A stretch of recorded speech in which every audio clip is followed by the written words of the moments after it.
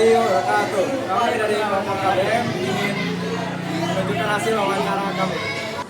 Assalamualaikum Bu Dede. Waalaikumsalam warahmatullahi wabarakatuh. Mohon maaf ganggu ya Bu. Ini saya izin untuk wawancara Ibu ya. Oke.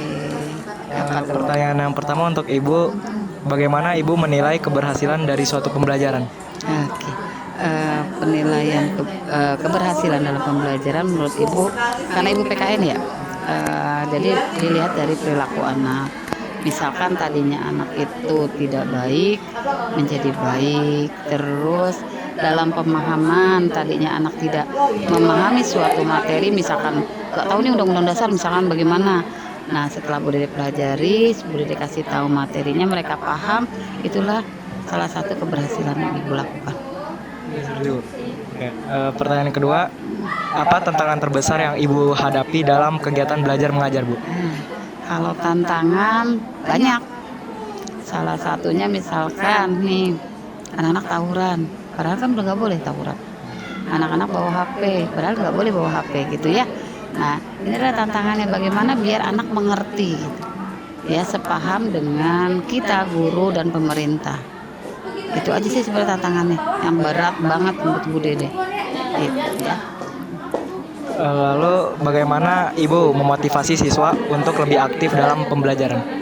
Motivasi yang Bu Dede lakukan selama belajar, misalkan salah satunya adalah bertukar pikiran ya, misalkan dengan kelompok, dengan pertanyaan-pertanyaan yang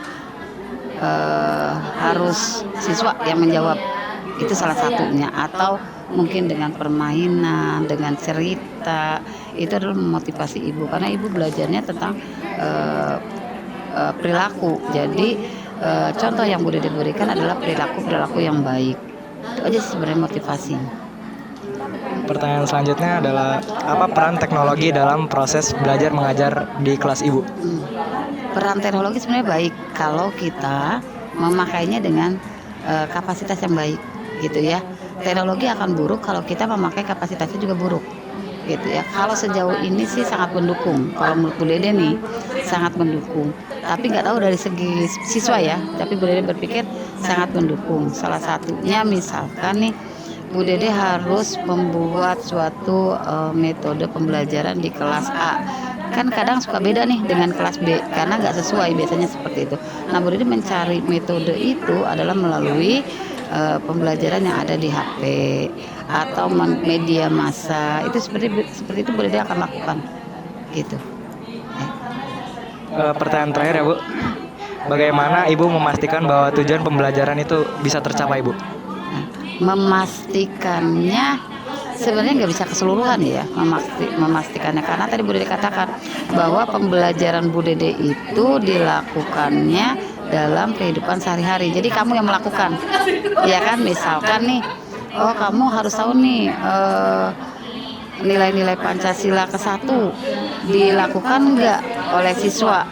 Kan Ibu Dede juga nggak bisa memastikan satu persatu, tapi Bu Dede bisa melihat adalah yang kamu lakukan di sekolah saja.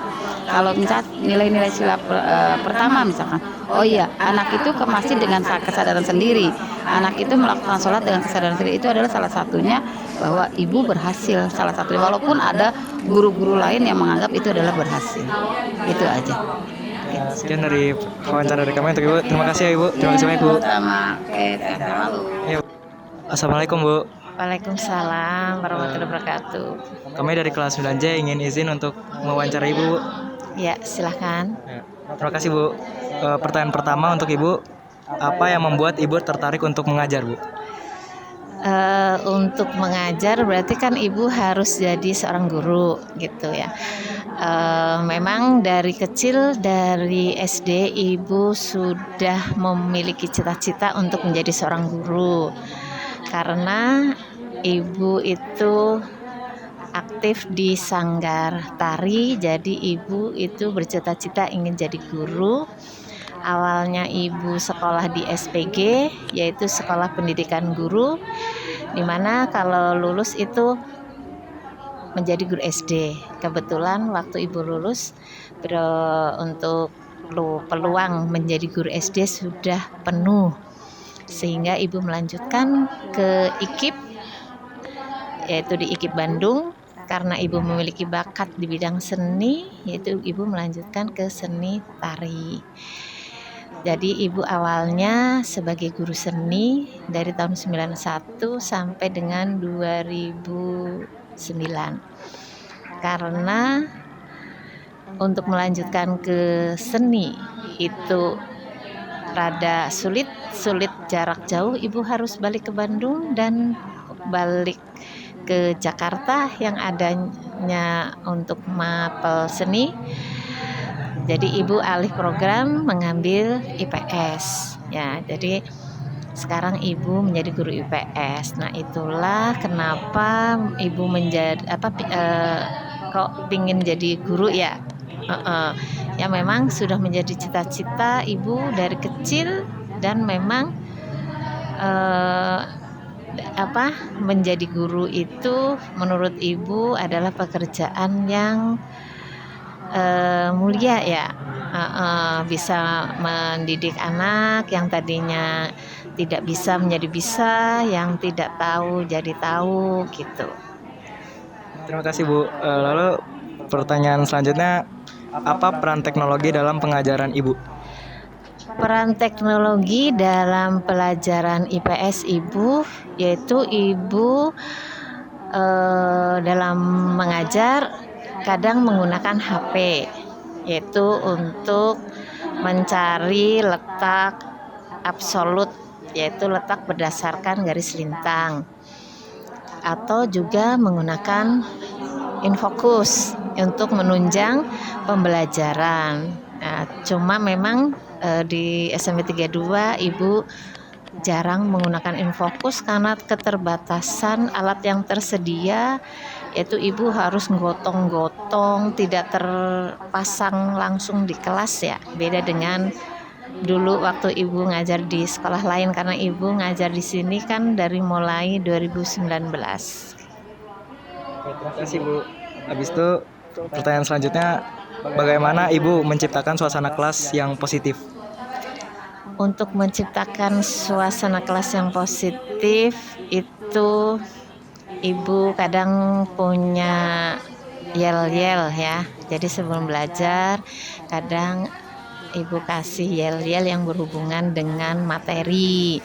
Sebagai contoh, kalau materinya itu tentang letak wilayah Indonesia atau kondisi wilayah Indonesia, berarti ibu pakai yel-yel yang ibu ambil dari lagu Indomie ya. Yang dulu kelas 7 diajar ibu mungkin masih ingat. Dari Sabang sampai Merauke, dari Miangas sampai Pulau Rote. Nah, itu bisa untuk mengingatkan wilayah-wilayah terluar di Indonesia, atau biasanya ada sedikit ice breaking gitu. Pertanyaan selanjutnya, bagaimana Ibu menangani siswa yang kesulitan dalam memahami materi? Untuk menangani siswa yang sulit dalam materi, biasanya ibu suruh posisi duduknya di depan ya, itu. Kemudian suka dilempar pertanyaan supaya dia itu mau membaca. Oke, terima kasih Bu. Dan ini pertanyaan terakhir ya Bu. Bagaimana Ibu merencanakan materi atau pelajaran di kelas Bu? Ibu merencanakan materi belajar di kelas itu malam hari. Biasanya ibu akan lihat materinya apa, kemudian besoknya berarti trik-trik apa yang ibu akan ajarkan dengan materi tersebut.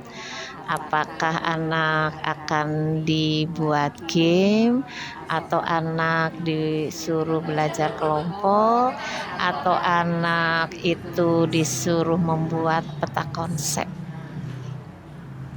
Seperti itu Bu. Ya, terima kasih Bu. Sekian wawancara dari kelompok kami. Kurang lebih mohon maaf. Wabillahi taufiq wal hidayah. Wassalamualaikum warahmatullahi wabarakatuh.